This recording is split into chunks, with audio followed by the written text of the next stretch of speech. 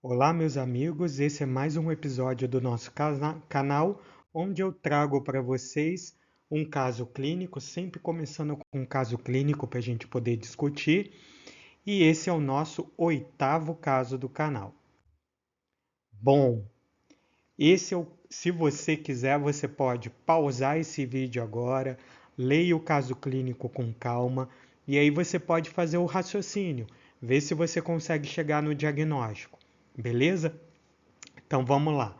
Mulher de 38 anos queixa-se de adinamia, cansaço progressivo há alguns meses, que evolui com dor abdominal nos últimos 10 dias e episódios ocasionais de náuseas e vômitos. No exame físico, verifica-se hiperpigmentação de pele e mucosas, PA 90 por 60 deitada, 70 por 40 de pé, com queixas de tontura, frequência cardíaca de 110 e exame abdominal sem anormalidades. Os exames de laboratório mostram uma glicemia de 60, uma ureia de 60, creatinina 1,3, um sódio de 125 e um potássio de 5,8. Bom, quem acompanha no Insta já sabe o diagnóstico. A gente está diante de uma paciente com insuficiência suprarrenal. Qual é a dica para a gente acertar esse diagnóstico na prática, né? A insuficiência suprarrenal primária por causa por adrenalite autoimune, por causa autoimune, ela é muito mais comum em mulher. Então esse é o primeiro ponto. Além disso, o que também me ajuda é o fato dela ter uma hiperpigmentação da pele. Então, paciente com insuficiência adrenal primária, ele vai ter um aumento do ACTH, porque ele não tem o feedback negativo sobre o ACTH, e o ACTH elevado leva à hiperpigmentação da pele. Outros dois sinais que a gente encontra aqui é o sódio baixo e o potássio alto. Isso acontece por conta da deficiência da aldosterona. A aldosterona, ele é um hormônio que no rim faz a reabsorção de sódio e excreção de potássio. Na medida que você tem deficiência de aldosterona, o paciente vai desenvolver hiponatremia e hipercalemia. Então, uma mulher com quadro de hiperpigmentação da pele, com alteração eletrolítica de hiponatremia e hiperpotassemia e a hipotensão. Hipotensão postural também é um sinal, ok? Então, esse é o nosso tema de hoje, insuficiência suprarrenal.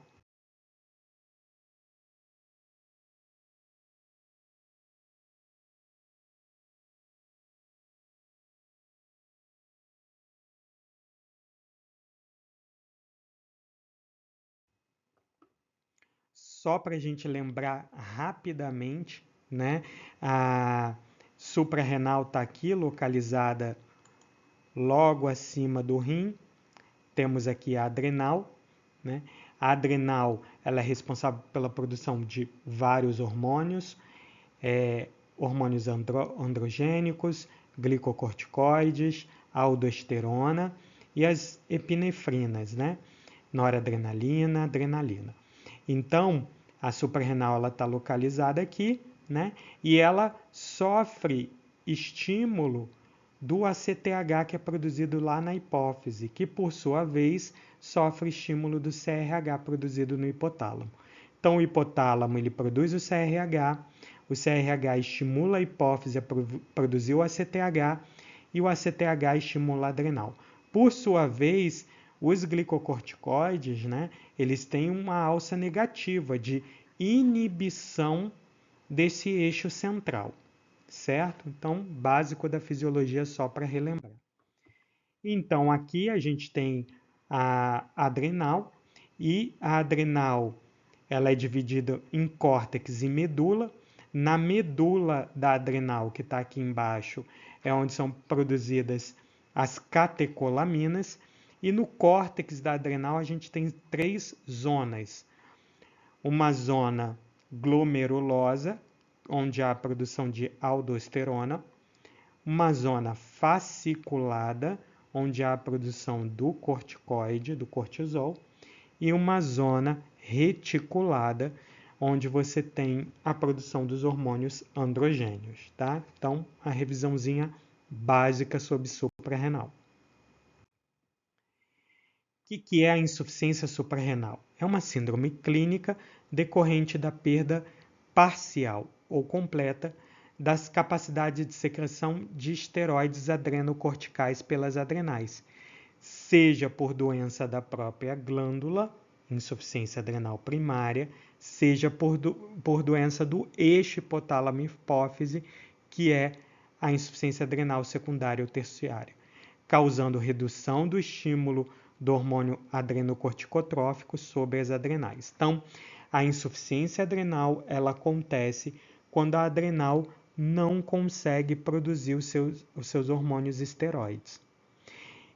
Quando a doença está localizada na própria glândula, a gente chama de insuficiência adrenal primária. Quando a doença está localizada fora da glândula, hipófise, hipotálamo, a gente chama insuficiência adrenal secundária. O termo insuficiência adrenal secundária ou insuficiência adrenal central pode se referir tanto a alterações de hipófise quanto de hipotálamo. Bom, é importante a gente saber que a causa mais comum de insuficiência adrenal é a supressão do eixo, em consequência do uso de glicocorticoide exógeno, sobretudo com a interrupção abrupta. Ok? Então, a principal causa de insuficiência suprarrenal é aquele paciente que usa corticoide por longo prazo e suspende o corticoide abruptamente.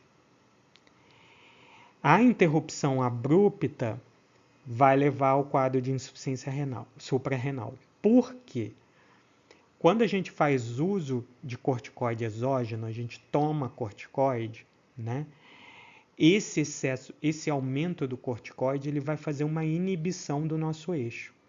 Então, quando eu ingiro corticoide, o excesso de corticoide vai inibir a hipófise de produzir o ACTH. Quando eu suspendo abruptamente a ingestão do corticoide, a hipófise ela não está produzindo ACTH. Então, a glândula está suprimida. E isso pode gerar um quadro de insuficiência. Por isso, o correto é a interrupção lenta, gradual do corticoide, para que a hipófise vá recuperando a sua produção de ACTH e a glândula não fica suprimida. Okay? Agora, a causa mais comum de insuficiência suprarrenal primária, ou seja, de doença da própria glândula, é a adrenalite autoimune, que é provavelmente a causa da paciente da nossa questão. Insuficiência adrenal ou suprarrenal primária, a gente chama também de doença de Addison, né? Então, a insuficiência adrenal primária, ela pode ter várias causas.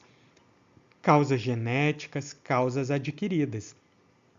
Eu estou falando aqui que a principal causa de insuficiência suprarrenal primária é a adrenalite autoimune, mas ela pode ser infecciosa, medicamentosa, hemorrágica, neoplásica. Então, por exemplo, um paciente que tem metástase para suprarrenal de um linfoma. Pode ser cirúrgica, um paciente que faz uma adrenalectomia bilateral, né? Das causas genéticas, a gente tem que lembrar da hiperplasia adrenal congênita, né? que leva a um defeito na esteroidogênese adrenal. Né? Então, são várias causas de insuficiência adrenal primária. Né? A adrenalite autoimune é o mais comum, mas eu já vi, por exemplo, por causas infecciosas. A insuficiência adrenal secundária, ela se dá pela deficiência do ACTH, ok? Então, insuficiência adrenal secundária ocorre por insuficiência da produção da ACTH. Pode ser por uma doença da hipófise, que pode estar associada apenas à deficiência de ACTH, mas também pode estar associada à deficiência de outros hormônios produzidos pela hipófise, como o LH, o FSH, o TSH, ok? A causa mais comum é o tumor de hipófise, né? E a deficiência hormonal ela pode acontecer por conta do próprio tumor ou por conta da cirurgia. O paciente precisou fazer uma retirada da hipófise ou fez uma radioterapia para lesar, destruir ali aquela célula tumoral, e aí o paciente desenvolve uma insuficiência hipofisária, consequentemente uma insuficiência adrenal secundária. Agora, trauma, apoplexia hipofisária, síndrome de Sheehan, que é aquele hemorragia hipofisária no pós-parto, né? Hipofisite autoimune, causas genéticas também podem provocar isso, né? Agora, a principal causa é por consequência do uso de glicocorticoide, certo? O paciente faz o uso crônico, e aí a retirada abrupta do corticoide vai levar a um quadro de insuficiência adrenal. Uma outra causa é o uso inadvertido de opioide. O opioide ele pode fazer supressão do eixo hipotálamo hipófise adrenal, né?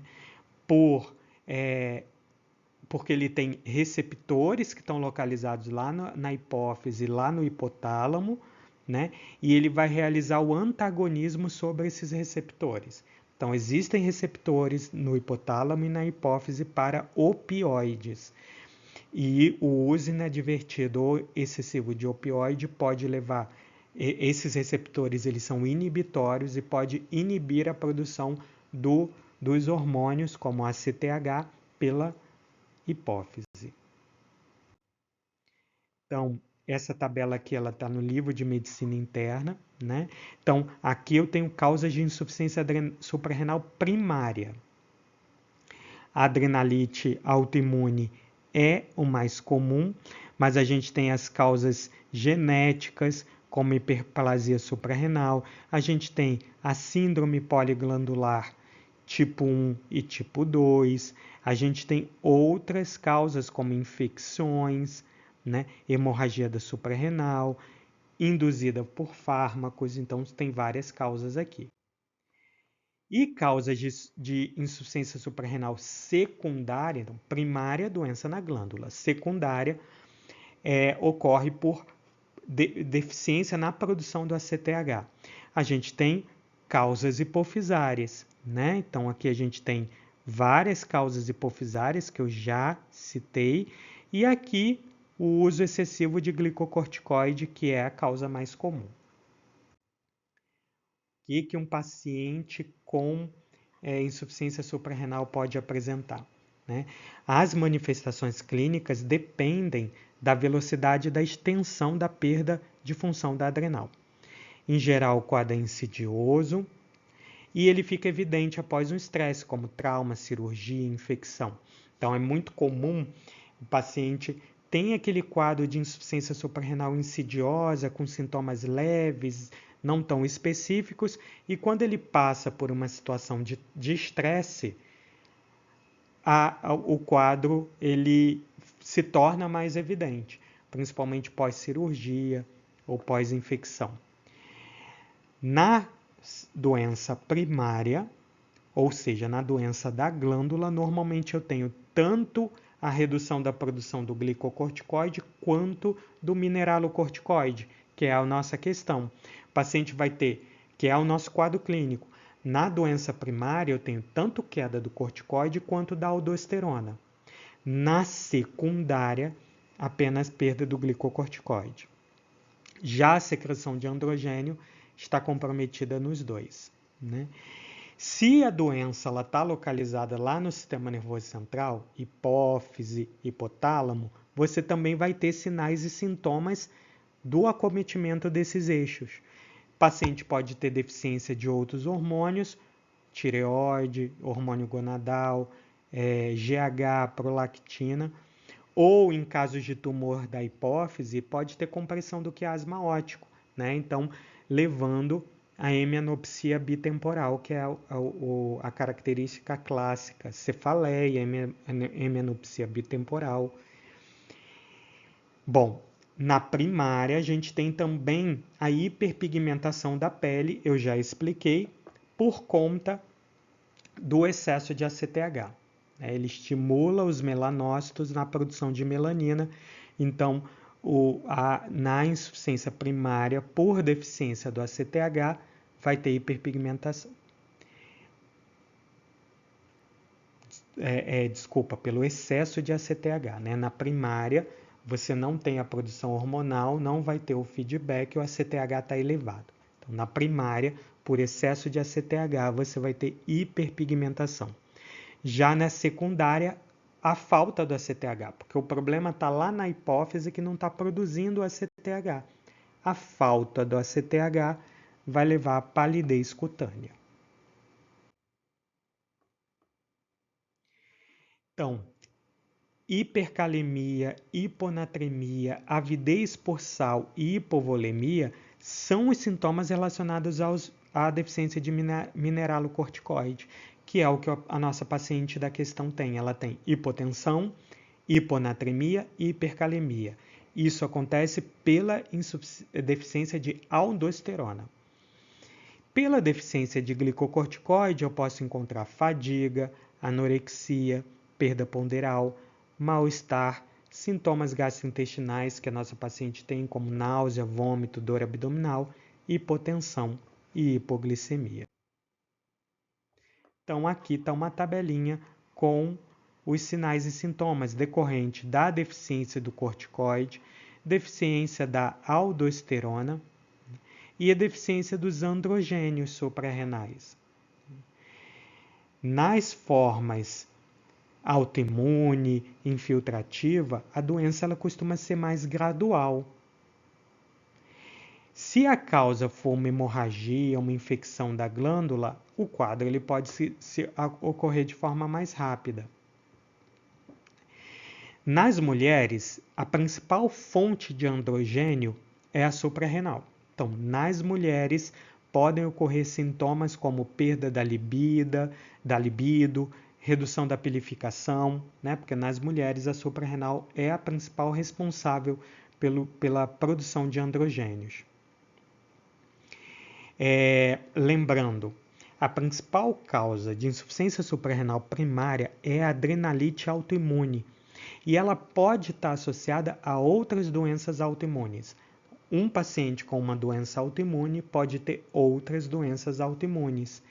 Então, a gente tem que estar ligado na possibilidade desse diagnóstico, como uma tireoidite de Hashimoto, um diabetes tipo 1, uma insuficiência ovariana precoce, anemia perniciosa, vitiligo, alopécia, né?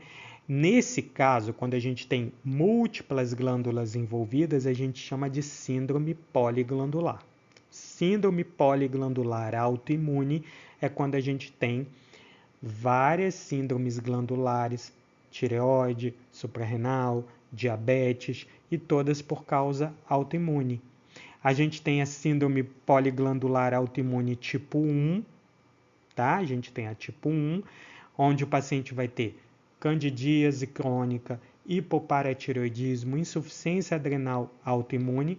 E a gente tem a tipo 2, né? Que além da insuficiência adrenal autoimune, o paciente vai ter doença tireoidiana autoimune ou diabetes tipo 1. E a gente tem a tipo 3, que o paciente vai ter doença tireoidiana com outras doenças autoimunes, exceto o hipoparatireoidismo. Ok? Bom, então agora a gente precisa falar sobre a crise suprarrenal. A crise suprarrenal, ela acontece da seguinte forma: aquele paciente que está com quadro de insuficiência adrenal, um quadro insidioso, com poucos sintomas, ele está tratando a doença e de repente ele tem uma piora aguda dos sintomas. Isso acontece por conta de traumas, cirurgias de grande porte, principalmente se a dose do corticoide não for ajustada antes da cirurgia, né? Paciente com gastroenterite tem diminuição da absorção do corticoide e aí pode desenvolver uma crise suprarrenal, né? Paciente que não aderiu ao tratamento ou descontinuou o tratamento, né? Paciente que tem, além da insuficiência renal, ele desenvolve um quadro de tirotoxicose, exercício intenso, estresse emocional. Então, todas essas condições podem desenvolver uma crise suprarrenal, desencadear uma crise suprarrenal, que normalmente vai se apresentar como hipotensão postural, que pode evoluir com uma gravidade importante, gerando até choque hipovolêmico, né? Muitas vezes pode simular um abdômen agudo com dor, náusea, vômito, febre, pode ter rebaixamento de consciência até coma, né? E na suspeita eu tenho que dosar o cortisol e repor. O tratamento disso é repor o cortisol. Falando um pouquinho das manifestações clínicas da hiperpigmentação, né? A hiperpigmentação, ela é uma manifestação muito comum na insuficiência adrenal primária, né? Pelo excesso de ACTH, como eu já expliquei. Ela pode ser generalizada, mas é mais percebida em áreas de exposição ao sol ou locais de fricção e pressão, como cotovelo, joelho e dobras, como as dobras palmares. Vitiligo pode estar associado e outras doenças autoimunes. Desidratação e hipotensão ortostática é comum na insuficiência suprarrenal primária. E hipoglicemia pode ocorrer, mas ela é incomum em pacientes adultos. Bom, agora a gente precisa falar um pouquinho sobre o diagnóstico. Como eu faço o diagnóstico de insuficiência adrenal primária? Eu tenho esse quadro aqui e a gente vai esmiuçar ele com mais detalhe nos próximos slides. Tudo vai começar com a suspeita clínica de insuficiência suprarrenal. O primeiro passo, quando eu suspeito de insuficiência suprarrenal, é confirmar a baixa secreção de cortisol.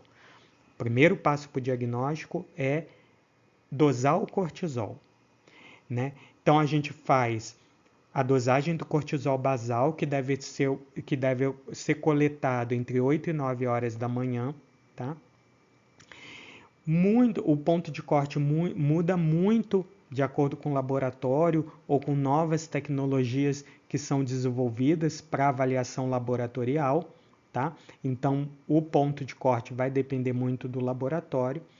Na insuficiência adrenal primária, o cortisol vai estar abaixo de 3,6 microgramas por decilitro. E o ACTH vai estar muito elevado. Então, na primária, o cortisol está baixo, o ACTH está elevado até 2 vezes além do limite superior da normalidade. Então, esse é o próximo ponto. Esse é o próximo ponto, que é a dosagem do ACTH. Primeiro ponto, a gente tem a dosagem do cortisol. Na insuficiência adrenal primária, o cortisol vai estar baixo e o ACTH vai estar elevado. Então, a avaliação do ACTH é o próximo ponto. Ok? Bom, deve-se ter muito cuidado na hora de interpretar o resultado, principalmente pacientes com anormalidades na globulina ligadora do cortisol ou da albumina, né? Essa dosagem tem que ser aí relativizada, ok? Então, o segundo passo, primeiro passo, dosagem do cortisol, segundo passo, avaliar o ACTH. Níveis de ACTH 2 vezes acima do limite superior sugere primária. Então, lembra, na insuficiência adrenal primária, cortisol baixo, ACTH alto. Então, níveis 2 vezes acima do normal sugere primária, né? Podendo chegar a valores bem altos. Na secundária, o ACTH vai estar normal ou baixo, ok? Então, suspeitou, dosa o cortisol baixo você confirma, agora você tem que saber se é primária ou secundária. Na primária, ACTH alto, na secundária, ACTH baixo, ok?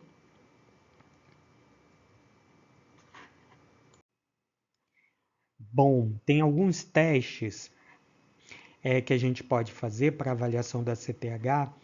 O primeiro deles é o teste de estímulo com a CTH, né?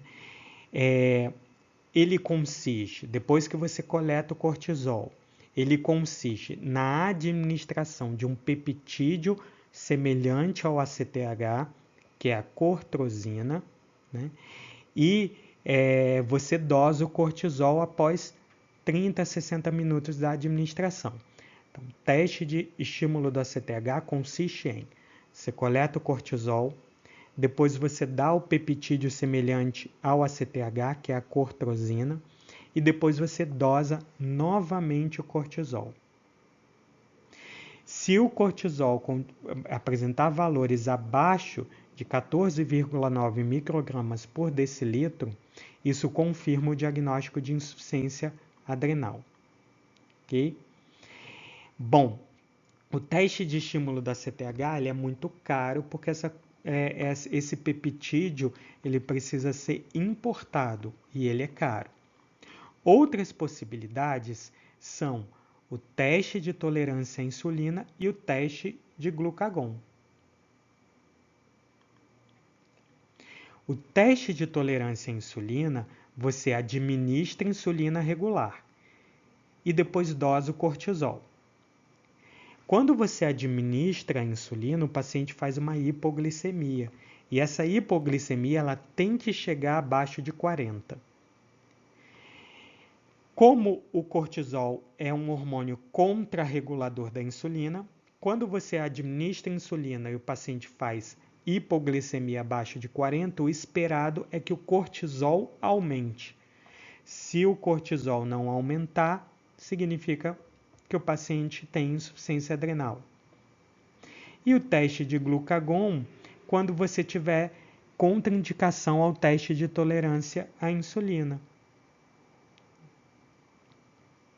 Você faz o glucagon subcutâneo e depois dosa o cortisol sérico. Então, o raciocínio ele é o mesmo, ok?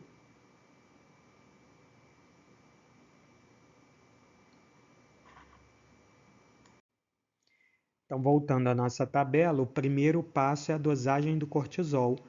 O segundo passo, a dosagem do ACTH. ACTH está alto, é uma insuficiência suprarrenal primária.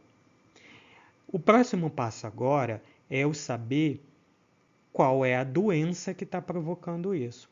Eu vou começar a tratar o paciente, vou repor glicocorticoide e mineralocorticoide e vou dosar os autoanticorpos contra as suprarrenais, porque a gente já viu que a insuficiência suprarrenal primária, a principal causa é a adrenalite autoimune. Então, eu vou dosar os autoanticorpos da suprarrenal.